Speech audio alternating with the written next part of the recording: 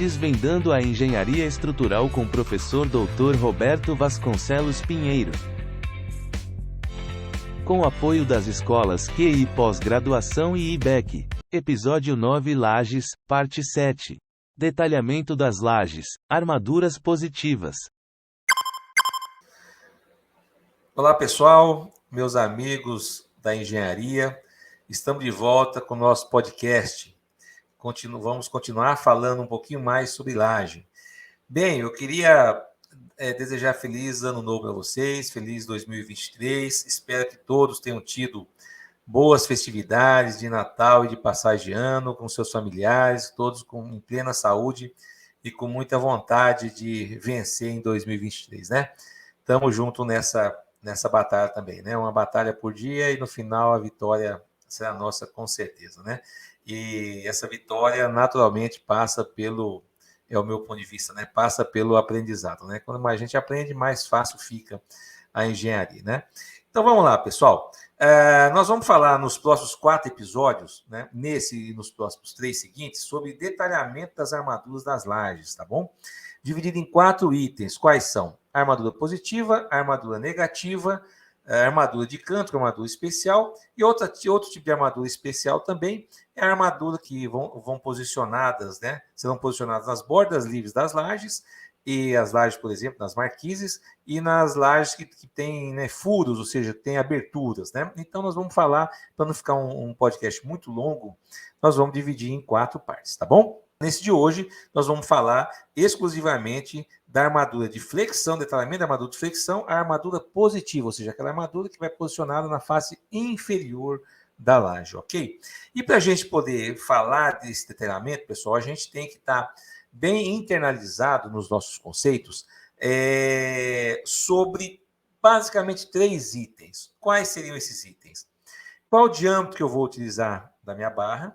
Né, tudo isso baseado, obviamente, no dimensionamento que foi comentado, né, nos podcasts anteriores, né, desde o cálculo da armadura do momento fletor até a definição da armadura.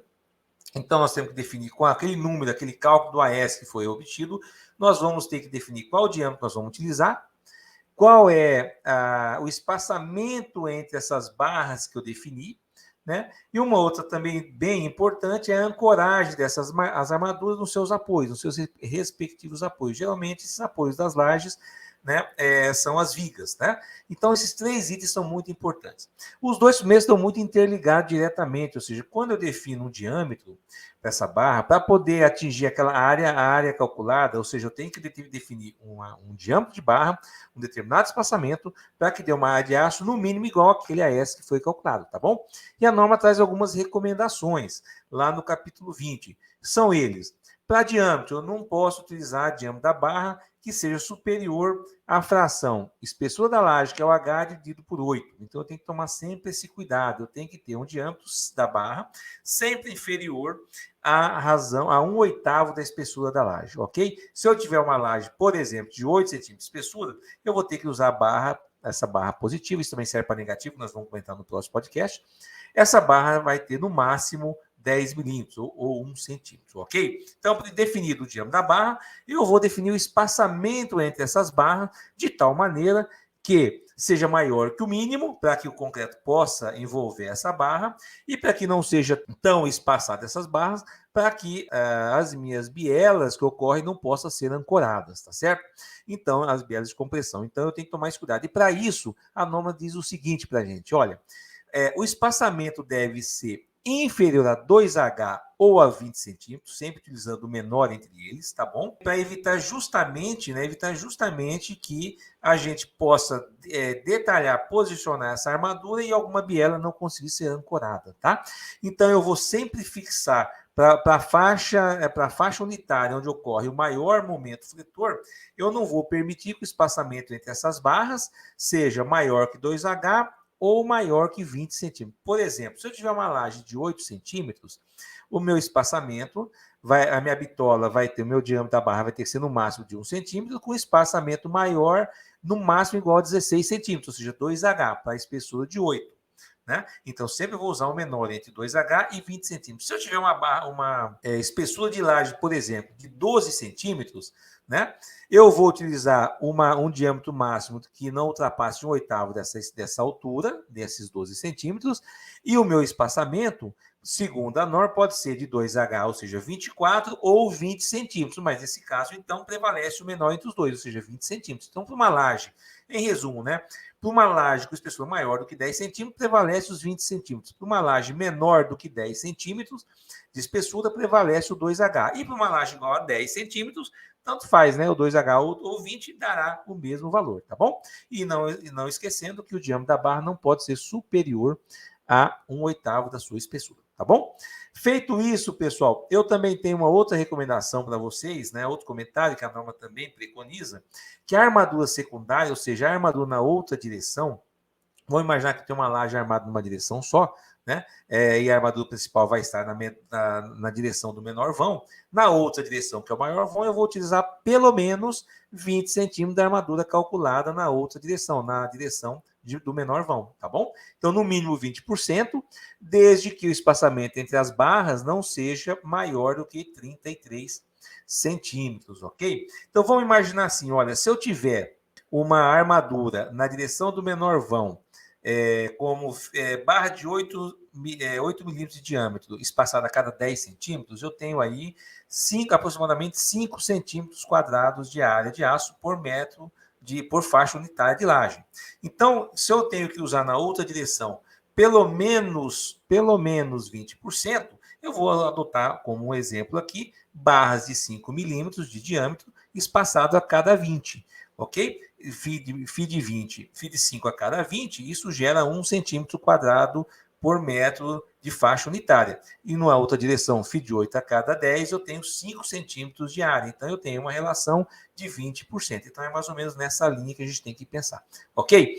Bom, e o último fator, que é muito importante, é a ancoragem destas barras positivas nos seus respectivos apoios.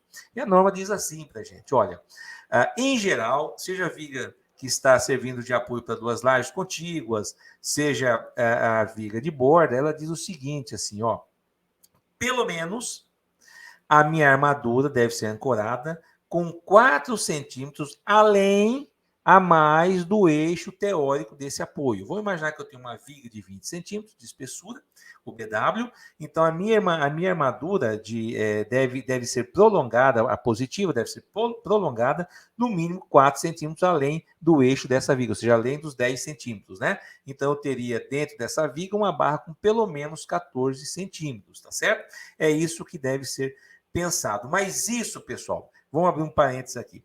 Quando eu tenho tensões de desalhamento mais elevadas na minha laje, seja ela oriunda do esforço cortante na região dos apoios, seja ela oriunda pelo momento volvente ou momento torsor nas bordas também dessa laje, quando tiver uma tensão de desalhamento bastante elevada, pode aparecer aí, pode haver a necessidade de lajes armadas com estribos, tá certo? Tanto para combater ao esforço, tensão de desalhamento devido ao esforço cortante, quanto ao tensão de desalhamento oriunda do momento torsor. Nesses casos, essa recomendação que eu acabei de comentar com vocês, não dá para se aplicar. Tem que fazer um estudo um pouco mais acurado, um pouco mais pormenorizado dessa situação, e aí define-se um comprimento de ancoragem necessário para a situação atípica que eu acabei de comentar, tá bom? Então, fica assim, para os casos comuns, onde as minhas lajes não têm estribos, né, devido ao esforço cortante e ao momento torsor, não gera necessidade de estribos, eu posso utilizar essa recomendação que eu falei, ou seja, pelo menos 4 centímetros além do eixo do apoio como comprimento de ancoragem das barras, tá bom? E para as vigas de extremidades, quando não tem laje contíguas, é uma recomendação da norma, olha, pode levar essa armadura, né, ou os mesmos 4 centímetros pelo menos, ou até a face oposta da viga, né? Respeitando naturalmente, respeitando aí o cobrimento dessa armadura, tá certo? Isso acaba sendo um pouquinho mais complicado quando eu tenho uma viga de bordo muito estreita. Por isso que a gente tem que tomar um cuidado danado, né? Quando eu tenho vigas aí de 15, 12 centímetros, 15 centímetros de espessura, eu começo a ter problema na ancoragem dessa armadura. Então, tem que tomar um cuidado com isso. Muitas vezes eu não posso detalhar uma viga esbelta, porque não tem como ancorar essa armadura de flexão, armadura positiva. Tá joia, pessoal? Então, vamos sempre lembrar, quando eu vou falar sobre armaduras, eu preciso levar em consideração armaduras de flexão. O diâmetro da barra, que deve ser sempre inferior ou igual, no máximo igual a 1/8 da sua espessura. Preciso definir que esse espaçamento das barras sejam no máximo 2H, 2 vezes a sua espessura, ou 20 centímetros, sempre o menor entre os dois. E também tomar muito cuidado com a ancoragem dessas barras, tá bom? Eu quero mostrar para vocês agora um slide que resume tudo que eu falei agora e falar um pouquinho de forma rápida sobre comprimento de ancoragem. Nós vamos falar sobre esse item muito mais pormenorizado quando for falarmos nos podcasts de vigas, mas eu quero comentar com vocês nesse slide que vocês estão vendo aí, tá? Aí eu tenho aí alguns detalhes, né, de ancoragem da barra positiva na região do apoio, na viga entre duas lajes, tanto uma vista em planta, como vocês podem ver o desenho superior esquerdo, como os detalhes em corte à direita e, né, o de baixo, né, o inferior. Tá certo? Isso aqui é um desenho obtido do livro do professor Fusco. O professor Fusco foi um grande professor de estudo de concreto armado da Universidade de São Paulo, em São Paulo, da Escola Politécnica, e faleceu alguns anos atrás, é uma pena. Mas ele deixou algum legado para a gente. Ele traz aqui um desenho, principalmente, pessoal, esse desenho de cima que vocês estão vendo aí, em planta, um pouquinho diferente do que a norma traz. Ele diz o seguinte, naquele apoio do meio ali, olha, você pode ver que a partir do eixo do apoio, ele leva a barra LB para a esquerda, né? E a barra à esquerda, um LB à direita do eixo da viga, né? Ele não leva em consideração somente pelo menos 4 centímetros do eixo da viga, tá certo? Ele leva sempre o valor de ancoragem reta, beleza? Ou ancoragem com gancho. Agora, o que vem ser esse comprimento de ancoragem, esse LB? Vamos lá então, pessoal. Esse LB, ele depende da tensão de escoamento do aço, da resistência de escoamento do aço, do FYK, FYD, melhor dizendo. Ele depende da resistência e da aderência média do concreto nesta barra. Ele depende do diâmetro da barra, tá certo? E, por sua vez, a resistência e a aderência do concreto, ou esse valor uniforme que é considerado, depende de outros 4 fatores. Depende da resistência característica do concreto à tração no ramo inferior da curva de Gauss. Lá na norma é dado como FCTK inferior, tá certo? Ao dividir esse valor por 1,4, pelo coeficiente de ponderação das resistências, a gente passa a ter o FCTD. Então, a resistência de aderência depende do FCTD e mais 3 outros fatores, o ETA1, ETA2 e ETA3. O que é que significa o ETA1? ETA1 é o coeficiente que leva em consideração a conformidade superficial da barra, ou seja, quanto de atrito essa barra tem, para mais ou para menos, tá certo?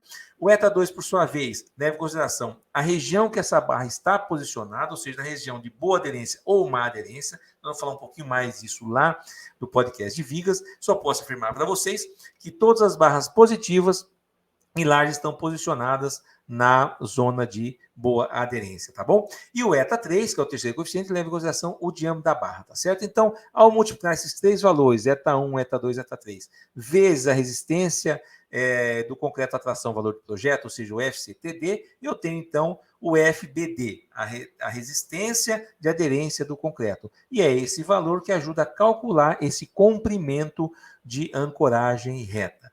Ok, pessoal? Então, essa é uma sugestão do professor Fusco. A gente percebe que a sugestão dele é um pouco mais conservadora, né? Ela é o LB, eu sempre adoto o LB, que sempre vai ser maior do que os 4 centímetros além do eixo da peça, tá certo? Então, aí vocês fiquem à vontade. Qualquer valor que vocês adotarem além dos 4 centímetros, né, para aquelas situações que eu falei lá para vocês, naquela situação onde eu não tenho tensões de desaramentos elevadas na minha laje, eu posso utilizar, então, aquela situação, tá bom? Ou essa situação aqui, de maneira geral, que o professor Fusco nos recomenda. E a gente percebe que na extremidade também tem o LB da extremidade, geralmente a barra da extremidade ela tem gancho, né? A gente pode ver aqui no desenho à direita, ela vai até a face, o ideal é que vá até a face oposta da viga, respeitando o cobrimento, né? E na região intermediária, nesse desenho abaixo, a gente percebe que passa do eixo da viga o LB, essa barra pode ter gancho ou não. Quando você coloca um gancho na extremidade da barra tracionada, você pode reduzir até 30% aí do valor de maneira geral, tá? Nos casos comuns, 30% do valor do LB, ou seja, como se estivesse multiplicando o LB por um fator igual a 0,7, ok? Então, pessoal, o que eu teria para comentar com vocês sobre detalhamento de armaduras positivas de laje, aquela que está na face inferior, é isto, tá bom? Para resumir, tenho que me preocupar com o diâmetro da barra, tenho que me preocupar com o espaçamento da barra e com a ancoragem da barra. Tá bom, pessoal? E para a gente finalizar, então, quero deixar um grande abraço para vocês e pedir para vocês, não esqueçam de dar um joinha para nós, não esqueçam de compartilhar o link, não esqueçam de passar para os seus amigos, e quanto mais pessoas a gente tem assistindo, mais longe vai essas nossas informações. E o nosso objetivo, que eu sempre afirmo, é que a gente consiga passar um pouquinho da experiência para aquelas pessoas que já têm um pouco mais de vivência, mas às vezes no dia a dia perde alguns detalhes aí da parte teórica. Sempre, a minha ideia é sempre acoplar a teoria com a prática, tá certo? E também para aqueles mais novos que estão querendo adentrar ou estão recém-chegados na engenharia estrutural, né? E para finalizar de vez agora, pessoal, eu me lembrei mais um assunto aqui interessante. Sempre que a gente faz detalhamento da armadura positiva, né? Pode ser feito com diâmetros diferentes, com espaçamentos diferentes, tá certo? Não tem nenhum problema. Teoricamente, não tem nenhum problema. A questão é prática, né? Fica muito difícil, muito trabalhoso você armar uma laje com essas barras soltas, tá certo? Variando o diâmetro, variando o espaçamento. Então, o que é comum fazer? É você fixar um diâmetro e fixar um espaçamento e aplicar em toda a laje, toda a face positiva na face inferior, o mesmo diâmetro com o mesmo espaçamento. E levando sempre essas barras até cumprindo o que eu já comentei sobre a ancoragem, né? Isso é muito importante, tá bom? Beleza, pessoal? Então fica a dica aí para vocês de como armar uma laje com armadura positiva e com as barras soltas, tá bom? Um grande abraço a todos.